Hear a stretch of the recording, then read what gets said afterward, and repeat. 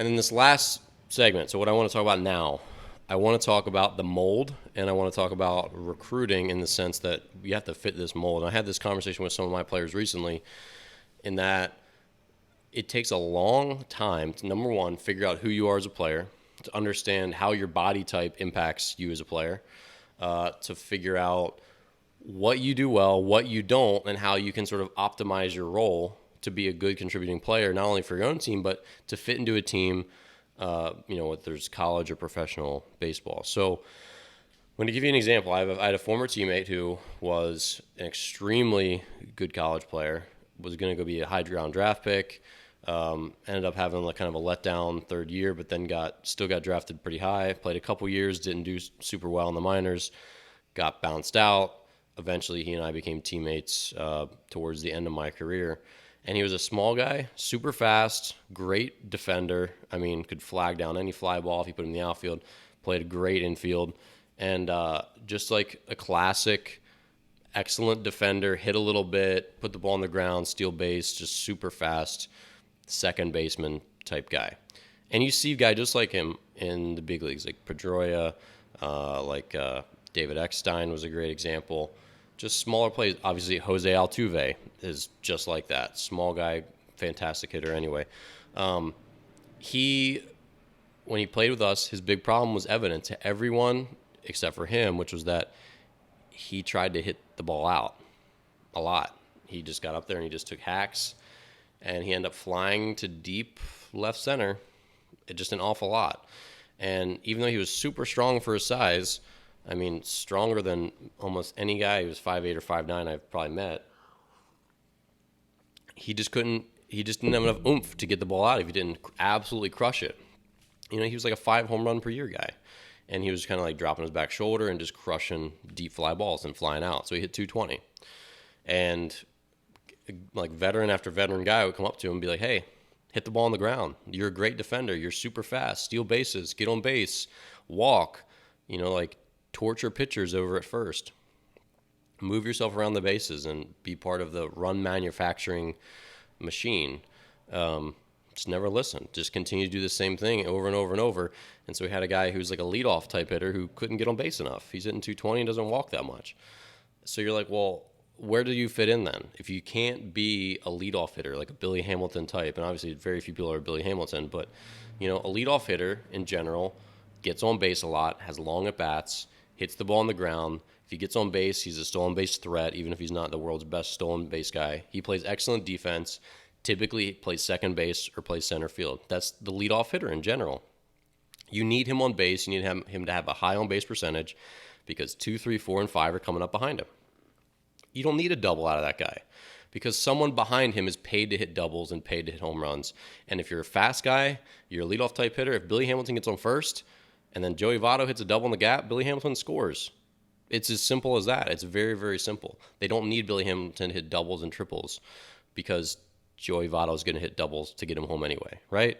So within a baseball team, if you look at the big leagues, the lineups are very, very consistent in the kind of players they put in each role. So in the first hole, again, center fielder, second baseman, leadoff guy with a high on base percentage, maybe a shortstop leads off, obviously, but the faster guys. Now, you start talking about corner outfielders, corner infielders. Those are the 3, 4, 5, 6 hole guys typically. Obviously, the first baseman has a ton of power, and we'll get back to him in a minute. So does the right fielder. Guy's got some power, doesn't move as well as the center fielder. Left fielder doesn't move as well as the center fielder.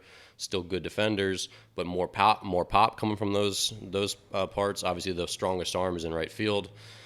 Your shortstop has to be your absolute best, most premium defender. He's got to make up runs at shortstop. You can sacrifice some of his defense. Third base, guy's got to hit a lot. He's going to be bigger, good arm. Hopefully he's still a great defender, but also is going to give you some more power too. And then the second baseman, defense is a premium, getting on base is a premium, all that kind of stuff. Catching, save runs by framing the ball well, save runs by handling your pitching staff well, make your pitchers better, and hit just enough to get by.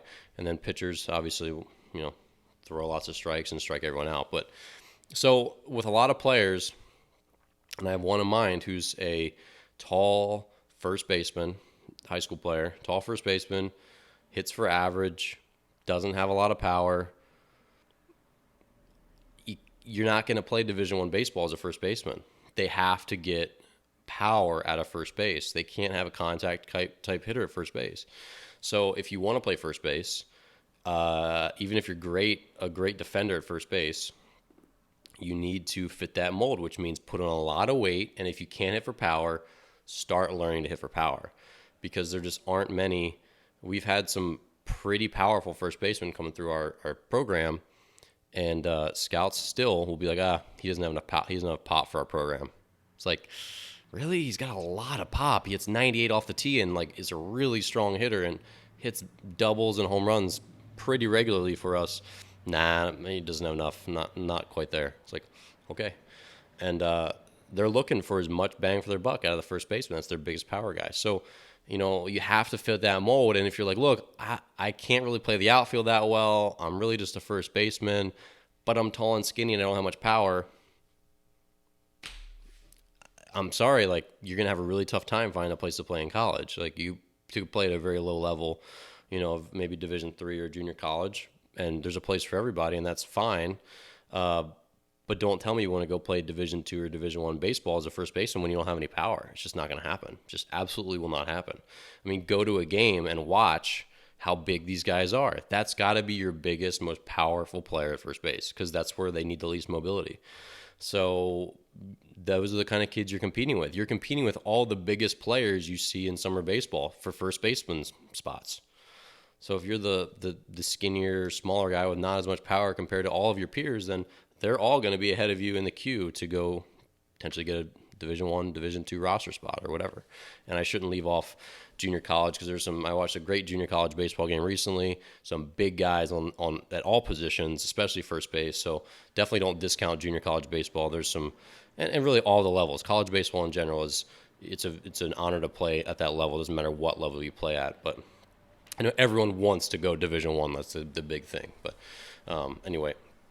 And then, other molds. So even with my own teams, I can see like where I think players will end up being, even like 14, 15-year-olds. Like, where do you think they're probably going to fit in when they're old enough? Like, is this kid ever going to hit for enough power to play, first base at Division I? Probably not. Is he ever going to be good enough at shortstop to play Division I shortstop? Probably not. He's just like not quite smooth enough, not quite athletic enough. There's always an eye test too.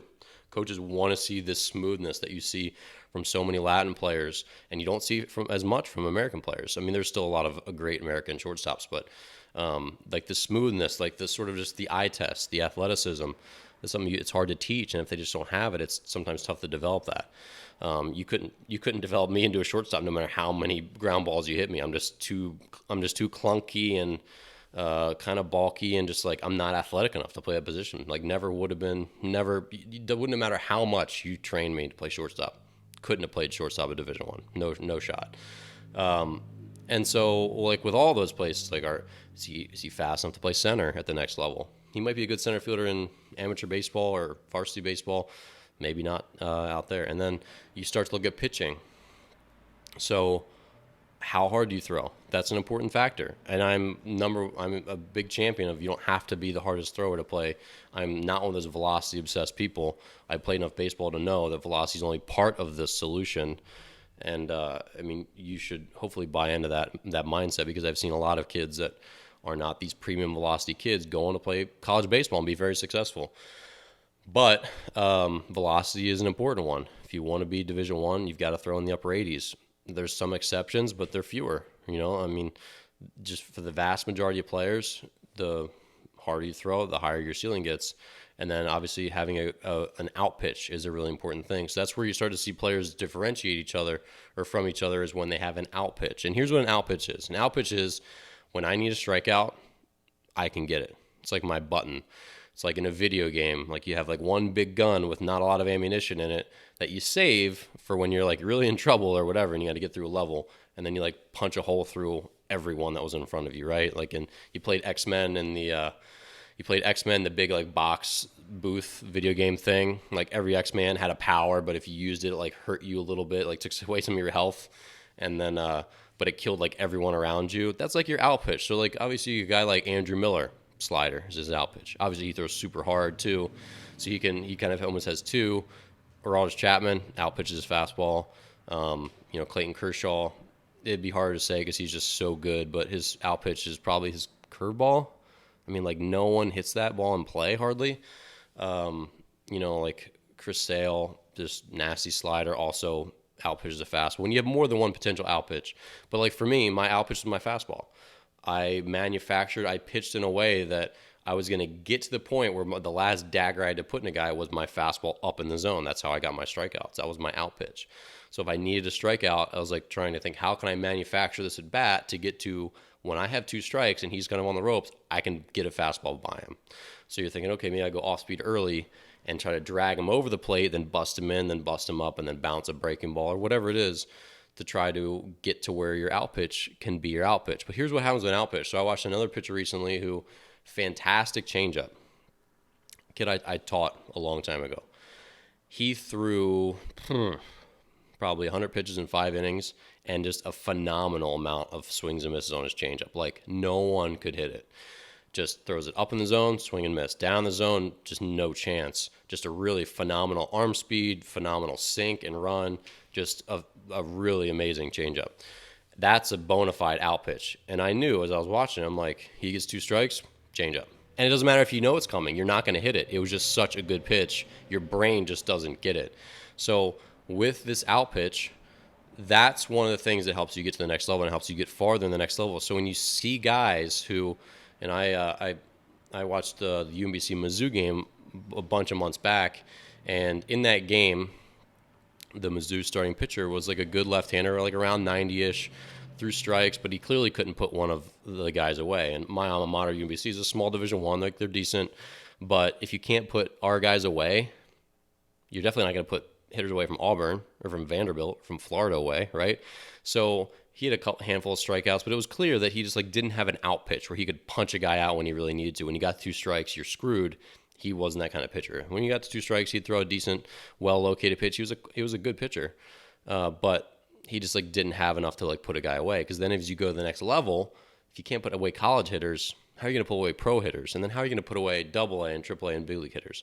So having an out pitch at any level of baseball is absolutely critical, because you have to get a certain amount of swings and misses to get yourself out of jams. You can't just always rely on batted balls, because 300 is the batting average for balls in play in the big leagues. That means 3 out of every 10 batted balls become a hit, whether it's hit hard or hit weak. They fall in, right? Bloopers, bleeders, swinging bunts, ground balls with eyes. They happen. So if you give up 30 batted balls in a game, you're always going to scatter like 10 hits plus or minus, right? I know Dallas Braden threw a perfect game way back in the day. I don't think he had a single strikeout. That's extremely rare that would happen. Now, I'm sure he was like getting really weak contact. In the big leagues, they gobble up all those ground balls. So obviously the weaker contact you get, the lower your batting average or balls in play should be to an extent. But even then, it always sort of evens out. Like Greg Maddox's career batting average for balls in play was still like 298 or something. So even the best ones are still subject to all the luck. So when you're trying to figure out how do I get to the next level, when you really want to impress a scout, besides velocity, besides command, it's having an out pitch. Does he have something that he could wipe out a guy if I need him in relief, or if he's in a jam as a starter? Because as a starter, you're going to be in at least 2 jams on almost every start. And then how do you get yourself out of that? It's hard to get yourself out of it when you can't punch a guy out. Bases loaded, no one out. You punch that first hitter out, now you have 1 out, ground ball, inning's over.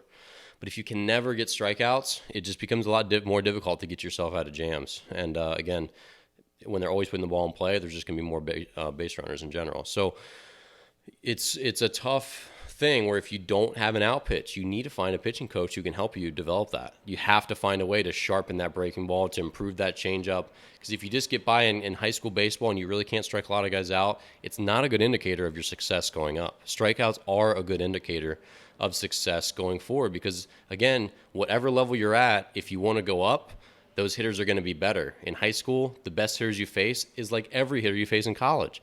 And then in pro ball, a pro ball team is like an SEC all-star team, right? The 4-hitter from every SEC team goes on to play pro ball.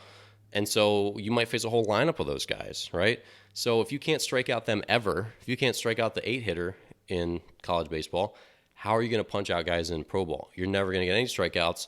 And really, it's just an indicator that your stuff isn't that good where you can get swings and misses. And when you can't get swings and misses, that's also an indicator that you're going to have a tough time just missing barrels in general. Because again, whether it's swings and misses or just weak contact, it means you're better at getting them off timing and getting the ball off their barrel.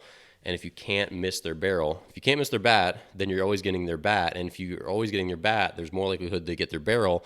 And if you're not good at missing barrels, then you're just not a very effective pitcher. So with all this stuff, we have to like really take a hard look at ourselves. Do I have a legitimate out pitch? Most people don't. And if you don't, you really have to find one. You have to have a pitch to put away a guy. Do I fit the mold of my position? Am I a first baseman with no power? Am I a shortstop with not a great arm? Am I a third baseman that can't hit for power either? Am I a shortstop that maybe doesn't have the range? Am I a center fielder that isn't really that fast? Where do I fit in best? How can I build my body? How can I get faster? How can I be it thicker and look more attractive to a college coach? They want to see guys that fit their mold. They don't want little skinny kids that are going to play third base at the next level. I mean, they want guys that can play the position and eventually, build into hopefully pro players, because when college teams are building guys who could play in pro ball, they're going to be winning programs. So the mold is the same. It's the same in college. Guys just in pro ball get even bigger. They just get even bigger in pro ball. So I'm sure if you went back and looked at Aaron Judge when he was at Fresno State, I think he went to Fresno State. I mean, he's an enormous human being now, but he was not nearly as big then. Even though he was a big guy, I'm sure, his entire life, there's still like puberty, like man puberty. You go through a bunch of them throughout your life. And I know I was remarking recently how even when I was 190 pounds, 185 pounds as a graduating high school or college senior and into my first couple years in pro baseball, I still looked like a skinny kid compared to how I look now in my last couple years of pro ball. Maybe it was just me getting a little bit fatter or just like old man strength or whatever, but like the pro game is very different than the college game. College game is very different than the high school game, just the physicality of all of it. And again, if you're a 145-pound kid and you want the recruiting process to start for you, good luck. How many 145-pound guys do you see on any roster in college baseball? And people love to point out one or two. They're like, oh, look at this guy. Look at this guy. Well, yeah. Look at Tim Lincecum. He throws 100. He's a freak of nature. Don't use him as an example. Like, don't use Dustin Pedroia as an example of a little guy. Don't use Altuve as an example of a little guy. Those guys are absolutely freaks of nature. Jose Altuve is so good at getting the barrel of the bat to the ball that no one should compare themselves to him. He's the best human in the world at that. And just because he's 5'8" shouldn't give most people hope, because even people who are 6'2" don't put the barrel to the ball as much as he does.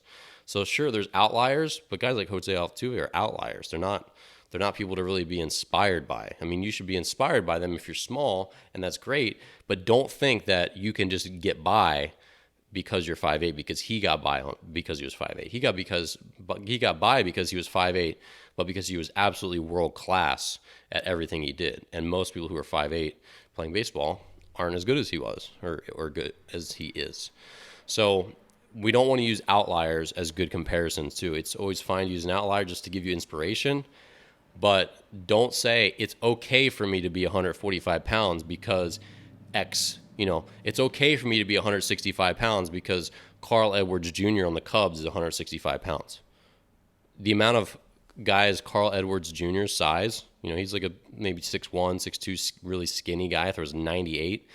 The amount of guys his size that throw that hard are like 1 in 50 million. I mean, in general, bigger bodies throw harder. So we just want to make sure, again, fitting the mold in the recruiting process is huge. And you just go to a college game, go to a bunch of college games, watch the whatever position you feel like you could play in college baseball, and look at the size of those guys and the physicality and what they're capable of doing. And then look hard at yourself or look hard at your son and say, are you that? Can you be that in a year? Like, are you really capable of that? And if not, that's okay. Let's put in the work and find someone who can help us do that. So I think that's all I got on the recruiting process today and the mold.